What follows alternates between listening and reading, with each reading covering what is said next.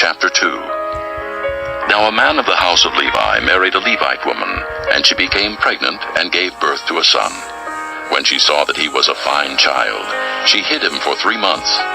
But when she could hide him no longer, she got a papyrus basket for him and coated it with tar and pitch. Then she placed the child in it and put it among the reeds along the bank of the Nile. His sister stood at a distance to see what would happen to him. Then Pharaoh's daughter went down to the Nile to bathe, and her attendants were walking along the riverbank. She saw the basket among the reeds and sent her slave girl to get it. She opened it and saw the baby. He was crying, and she felt sorry for him.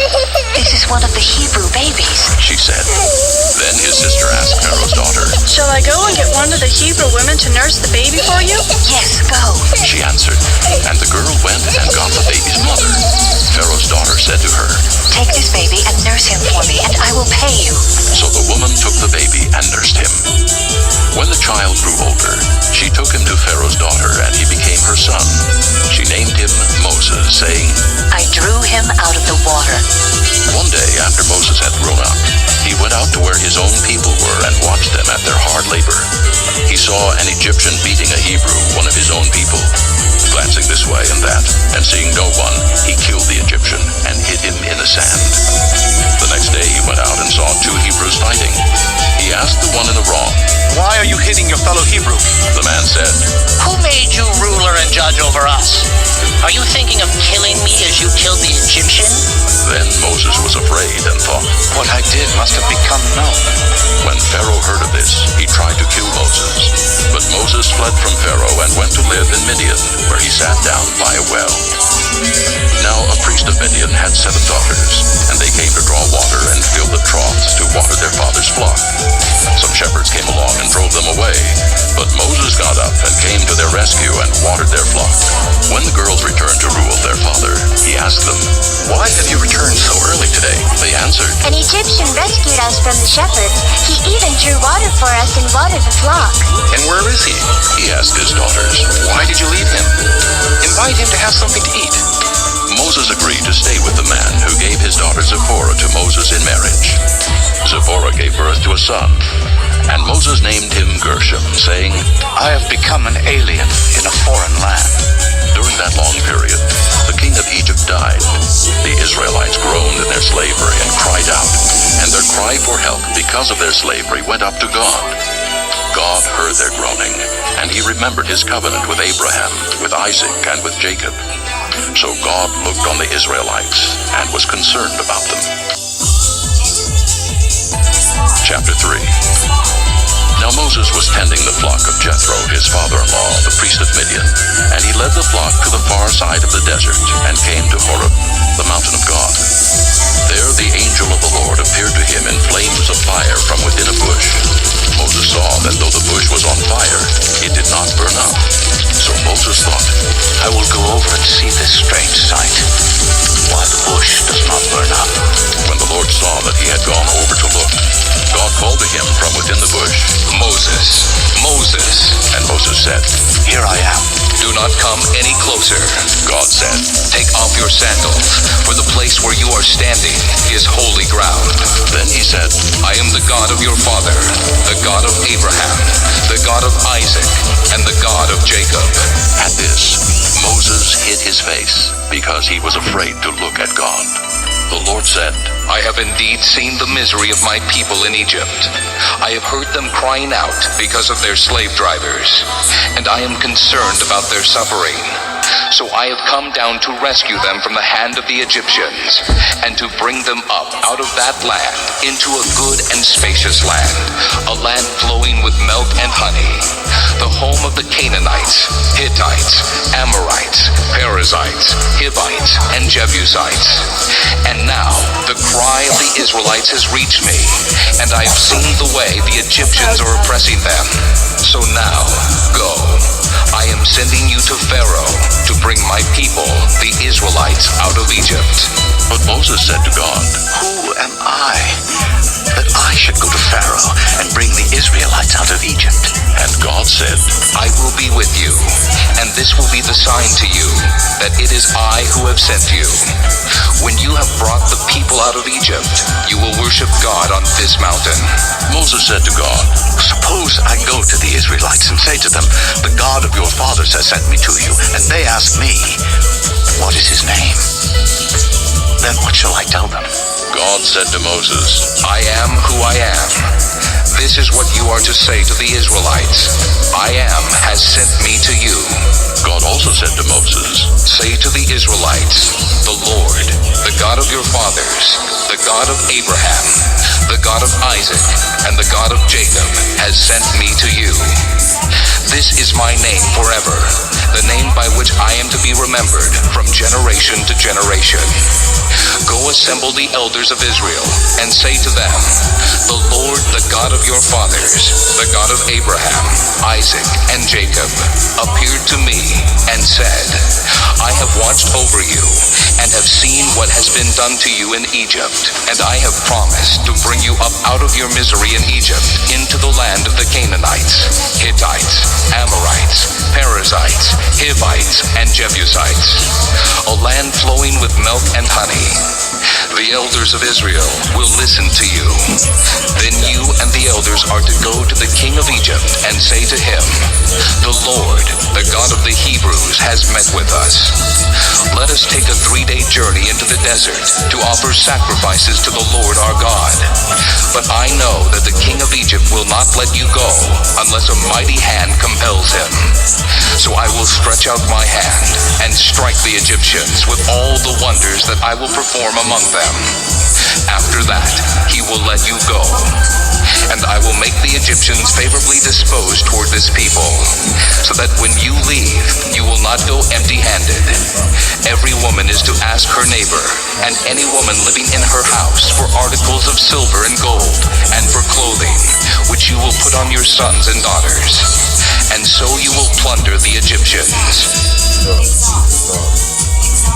Chapter 4. Moses answered, What if they do not believe me, or listen to me and say, the Lord did not appear to you? Then the Lord said to him, What is that in your hand? A staff, he replied. The Lord said, Throw it on the ground. Moses threw it on the ground, and it became a snake, and he ran from it. Then the Lord said to him, Reach out your hand and take it by the tail. So Moses reached out and took hold of the snake, and it turned back into a staff in his hand. This, Said the Lord, is so that they may believe that the Lord, the God of their fathers, the God of Abraham, the God of Isaac, and the God of Jacob has appeared to you. Then the Lord said, Put your hand inside your cloak. So Moses put his hand into his cloak, and when he took it out, it was leprous like snow. Now, put it back into your cloak. He said. So Moses put his hand back into his cloak, and when he took it out, it was restored like the rest of his flesh. Then the Lord said, If they do not believe you or pay attention to the first miraculous sign, they may believe the second. But if they do not believe these 2 signs or listen to you, take some water from the Nile and pour it on the dry ground. The water you take from the river will become blood on the ground. Moses said to the Lord, O Lord, I have never been eloquent, neither in the past nor since you have spoken to your servant. I am slow of speech and tongue. The Lord said to him, Who gave man his mouth? Who makes him deaf or mute? Who gives him sight or makes him blind? Is it not I, the Lord? Now go. I will help you speak and will teach you what to say. But Moses said, O Lord, please send someone else to do it. Then the Lord's anger burned against Moses, and he said, What about your brother, Aaron the Levite? I know he can speak well. He is already on his way to meet you, and his heart will be glad when he sees you. You shall speak to him and put words in his mouth. I will help both of you speak and will teach you what to do. He will speak to the people for you, and it will be as if he were your mouth and as if you were God to him. But take this staff in your hand so you can perform miraculous signs with it. Then Moses went back to Jethro, his father-in-law, and said to him, Let me go back to my own people in Egypt to see if any of them are still alive. Jethro said, Go, and I wish you well.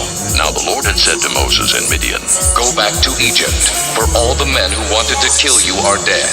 So Moses took his wife and sons, put them on a donkey, and started back to Egypt. And he took the staff of God in his hand. The Lord said to Moses, When you return to Egypt, see that you perform before Pharaoh all the wonders I have given you the power to do. But I will harden his heart, so that he will not let the people go. Then say to Pharaoh, This is what the Lord says, Israel is my firstborn son, and I told you, Let my son go, so he may worship me. But you refuse to let him go, so I will kill your firstborn son. At a lodging place on the way, the Lord met Moses and was about to kill him. But Zipporah took a flint knife, cut off her son's foreskin, and touched Moses' feet with it. Surely you are a bridegroom of blood to me. She said. So the Lord let him alone. At that time she said, bridegroom of blood, referring to circumcision. The Lord said to Aaron, Go into the desert to meet Moses. So he met Moses at the mountain of God and kissed him. Then Moses told Aaron everything the Lord had sent him to say, and also about all the miraculous signs he had commanded him to perform. Moses and Aaron brought together all the elders of the Israelites, and Aaron told them everything the Lord had said to Moses. He also performed the signs before the people, and they believed. And when they heard that the Lord was concerned about them and had seen their misery, they bowed down and worshipped. Chapter 5. Afterward, Moses and Aaron went to Pharaoh and said, This is what the Lord, the God of Israel, says. Let my people go, so that they may hold a festival to me in the desert. Pharaoh said, Who is the Lord that I should obey him and let Israel go? I do not know the Lord, and I will not let Israel go. Then they said, The God of the Hebrews has met with us. Now let us take a 3-day journey into the desert to offer sacrifices to the Lord our God, or he may strike us with plagues or with the sword. But the king of Egypt said, Moses and Aaron, why are you taking the people away from their labor? Get back to your work. Then Pharaoh said, Look, the people of the land are now numerous, and you are stopping them from working. That same day, Pharaoh gave this order to the slave drivers and foremen in charge of the people.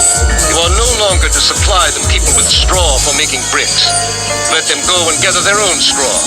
But require them to make the same number of bricks as before. Don't reduce the quota. They are lazy. That is why they are crying out, Let us go and sacrifice to our God. Make the work harder for the men so that they keep working and pay no attention to lies. Then the slave drivers and the foremen went out and said to the people, This is what Pharaoh says. I will not give you any more straw. Go and get your own straw wherever you can find it. But your work will not be reduced at all. So the people scattered all over Egypt to gather stubble to use for straw. The slave drivers kept pressing them, saying, Complete the work required of you for each day, just as when you had straw. The Israelite foremen, appointed by Pharaoh's slave drivers, were beaten and were asked, Why didn't you meet your quota of bricks yesterday or today as before? Then the Israelite foreman went and appealed to Pharaoh. Why have you treated your servants this way? Your servants are given no straw, yet we are told make bricks. Your servants are being beaten, but the fault is with your own people. Pharaoh said, Lazy, that's what you are. Lazy. That is why you keep saying, Let us go and sacrifice to the Lord.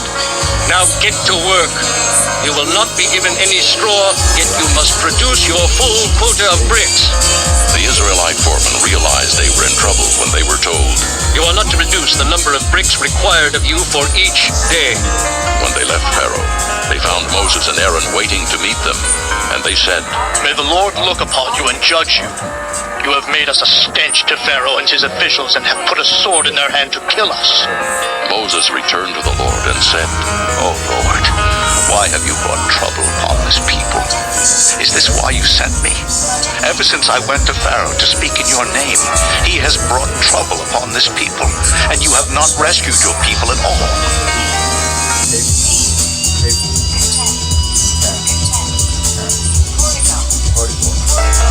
Chapter 6. Then the Lord said to Moses, Now you will see what I will do to Pharaoh. Because of my mighty hand, he will let them go. Because of my mighty hand, he will drive them out of his country. God also said to Moses, I am the Lord. I appeared to Abraham, to Isaac, and to Jacob as God Almighty. But by my name, the Lord, I did not make myself known to them. I also established my covenant with them, to give them the land of Canaan, where they lived as aliens. Moreover, I have heard the groaning of the Israelites, whom the Egyptians are enslaving, and I have remembered my covenant. Therefore, say to the Israelites, I am the Lord, and I will bring you out from under the yoke of the Egyptians.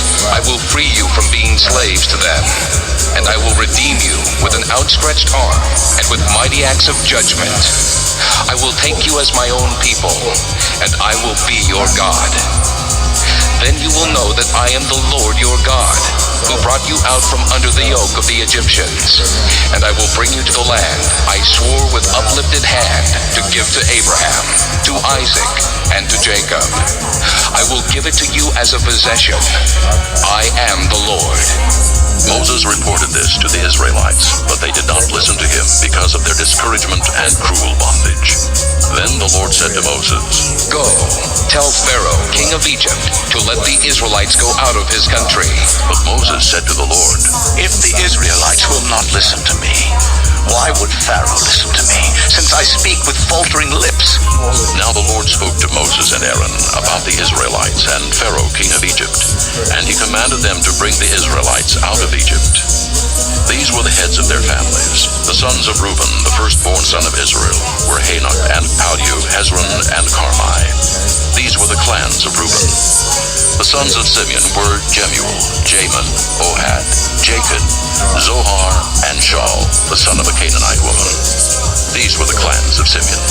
These were the names of the sons of Levi according to their records: Gershon, Kohath, and Merari. Levi lived 137 years. The sons of Gershon by clans were Libni and Shimei. The sons of Kohath were Amram, Izhar, Hebron, and Uzziel. Kohath lived 133 years. The sons of Merari were Malai and Mushai. These were the clans of Levi according to their records. Amram married his father's sister Jochebed, who bore him Aaron and Moses. Amram lived 137 years. The sons of Izhar were Korah, Nephig, and Zikri. The sons of Uzziel were Mishael, Elzaphan, and Sithri.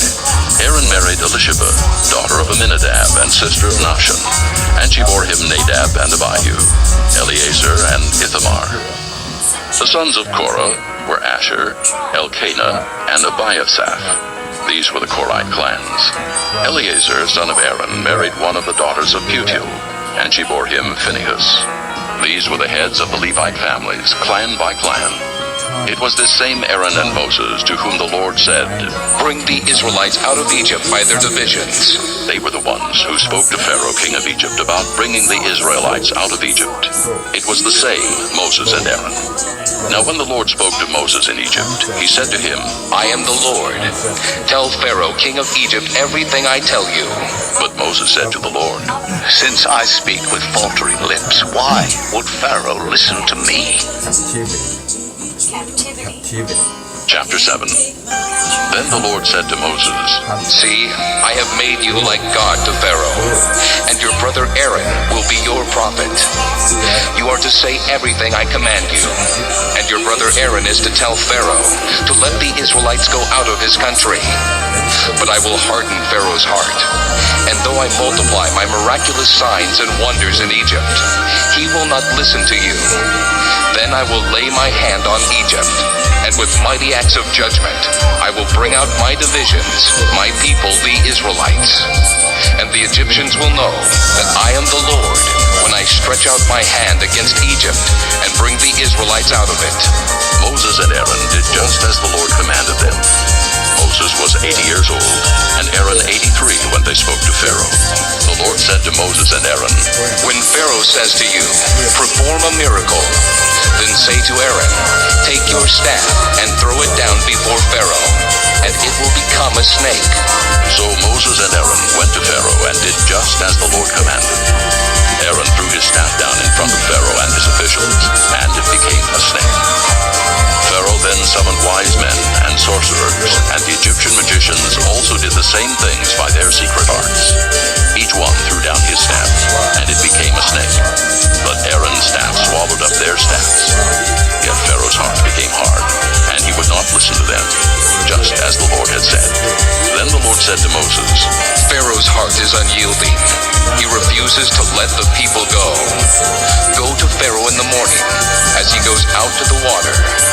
Wait on the bank of the Nile to meet him, and take in your hand the staff that was changed into a snake. Then say to him, 'The Lord, the God of the Hebrews, has sent me to say to you, let my people go, so that they may worship me in the desert. But until now, you have not listened. This is what the Lord says. By this you will know that I am the Lord. With the staff that is in my hand, I will strike the water of the Nile, and it will be changed into blood. The fish in the Nile will die, and the river will stink. The Egyptians will not be able to drink its water.'" The Lord said to Moses, "Tell Aaron, take your staff and stretch out your hand over the waters of Egypt, over the streams and canals, over the ponds and all the reservoirs, and they will turn to blood. Blood will be everywhere in Egypt, even in the wooden buckets and stone jars." Moses and Aaron did just as the Lord had commanded. He raised his staff in the presence of Pharaoh and his officials, and struck the water of the Nile, and all the water was changed into blood. The fish in the Nile died, and the river smelled so bad that the Egyptians could not drink its water. Blood was everywhere in Egypt. But the Egyptian magicians did the same things by their secret arts, and Pharaoh's heart became hard. He would not listen to Moses and Aaron, just as the Lord had said. Instead, he turned and went into his palace and did not take even this to heart. And all the Egyptians dug along the Nile to get drinking water, because they could not drink the water of the river. 7 days passed after the Lord struck the Nile. Chapter 8. Then the Lord said to Moses, "Go to Pharaoh and say to him, 'This is what the Lord says. Let my people go, so that they may worship me. If you refuse to let them go, I will plague your whole country with frogs. The Nile will teem with frogs. They will come up into your palace and your bedroom, and onto your bed, into the houses of your officials, and on your people, and into your ovens and kneading troughs. The frogs will go up on you, and your people, and all your officials.'" Then the Lord said to Moses, "Tell Aaron, stretch out your hand with your staff over the streams and canals and ponds, and make frogs come up on the land of Egypt." So Aaron stretched out his hand over the waters of Egypt, and the frogs came up and covered the land. But the magicians did the same things by their secret arts. They also made frogs come up on the land of Egypt. Pharaoh summoned Moses and Aaron and said, Pray to the Lord to take the frogs away from me and my people, and I will let your people go to offer sacrifices to the Lord." Moses said to Pharaoh, I leave to you the honor of setting a time for me to pray for you and your officials and your people, that you and your houses may be rid of the frogs, except for those that remain in the Nile. "Tomorrow." Pharaoh said. Moses replied, It will be as you say, so that you may know there is no one like the Lord our God. The frogs will leave you and your houses, your officials, and your people. They will remain only in the Nile. After Moses and Aaron left Pharaoh, Moses cried out to the Lord about the frogs he had brought on Pharaoh. And the Lord did what Moses asked. The frogs died in the houses, in the courtyards, and in the fields. They were piled into heaps, and the land reeked of them. But when Pharaoh saw that there was relief, he hardened his heart and would not listen to Moses and Aaron, just as the Lord had said. Then the Lord said to Moses, "Tell Aaron, Stretch out your staff and strike the dust of the ground, and throughout the land of Egypt the dust will become gnats. They did this. And when Aaron stretched out his hand with the staff and struck the dust of the ground, gnats came upon men and animals. All the dust throughout the land of Egypt became gnats. But when the magicians tried to produce gnats by their secret arts, they could not. And the gnats were on men and animals. The magician said to Pharaoh, This is the finger of God. But Pharaoh's heart was hard, and he would not listen, just as the Lord had said. Then the Lord said to Moses, Get up early in the morning and confront Pharaoh as he goes to the water, and say to him, This is what the Lord says, Let my people go, so that they may worship me. If you do not let my people go, I will send swarms of flies on you and your officials, on your people, and into your houses. The houses of the Egyptians will be full of flies, and even the ground where they are. But on that day, I will deal differently with the land of Goshen, where my people live. No swarms of flies will be there, so that you will know that I, the Lord, am in this land. I will make a distinction between my people and your people. This miraculous sign will occur tomorrow. And the Lord did this. Dense swarms of flies poured into Pharaoh's palace and into the houses of his officials, and throughout Egypt the land was ruined by the flies. Then Pharaoh summoned Moses and Aaron and said, Go, sacrifice to your God here in the land. But Moses said, That would not be right. The sacrifices we offer the Lord our God would be detestable to the Egyptians. And if we offer sacrifices that are detestable in their eyes, will they not stone us? We must take a 3-day journey into the desert to offer sacrifices to the Lord our God as he commands us. Pharaoh said, I will let you go to offer sacrifices to the Lord your God in the desert, but you must not go very far. Now pray for me. Moses answered, As soon as I leave you, I will pray to the Lord. And tomorrow the flies will leave Pharaoh and his officials and his people.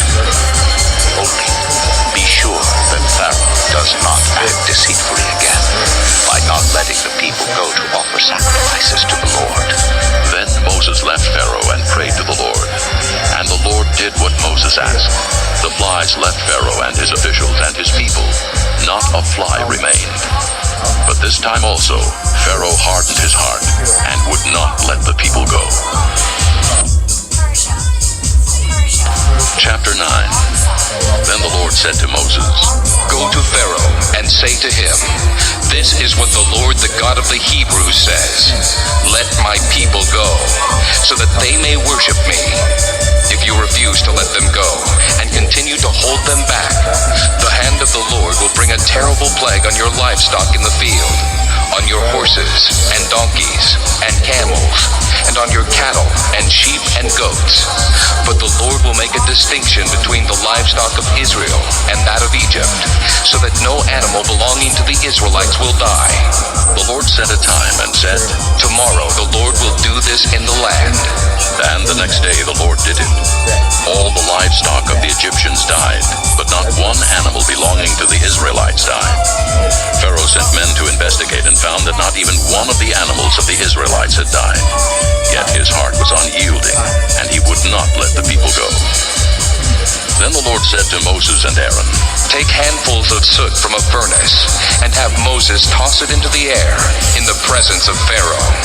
It will become fine dust over the whole land of Egypt, and festering boils will break out on men and animals throughout the land. So they took soot from a furnace and stood before Pharaoh. Moses tossed it into the air, and festering boils broke out on men and animals. The magicians could not stand before Moses because of the boils that were on them and on all the Egyptians. But the Lord hardened Pharaoh's heart, and he would not listen to Moses and Aaron, just as the Lord had said to Moses. Then the Lord said to Moses, Get up early in the morning, confront Pharaoh and say to him, This is what the Lord, the God of the Hebrews, says. Let my people go, so that they may worship me. Or this time, I will send the full force of my plagues against you, and against your officials and your people, so you may know that there is no one like me in all the earth. For by now, I could have stretched out my hand and struck you and your people with a plague that would have wiped you off the earth. But I have raised you up for this very purpose, that I might show you my power, and that my name might be proclaimed in all the earth. You still set yourself against my people, and will not let them go. Therefore, at this time tomorrow, I will send the worst hailstorm that has ever fallen on Egypt, from the day it was founded till now. Give an order now to bring your livestock and everything you have in the field to a place of shelter, because the hail will fall on every man and animal that has not been brought in and is still out in the field, and they will die. Those officials of Pharaoh who feared the word of the Lord hurried to bring their slaves and their livestock inside. But those who ignored the word of the Lord left their slaves and livestock in the field.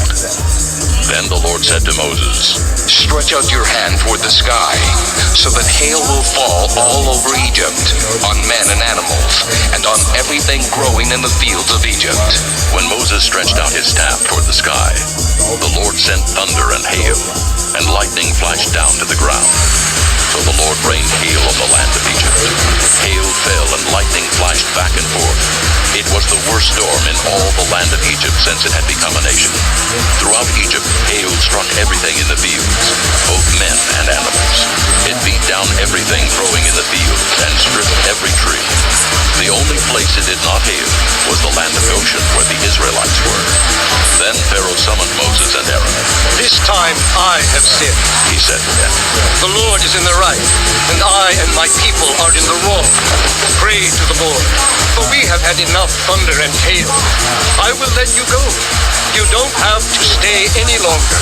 Moses replied, When I have gone out of the city, I will spread out my hands in prayer to the Lord. The thunder will stop.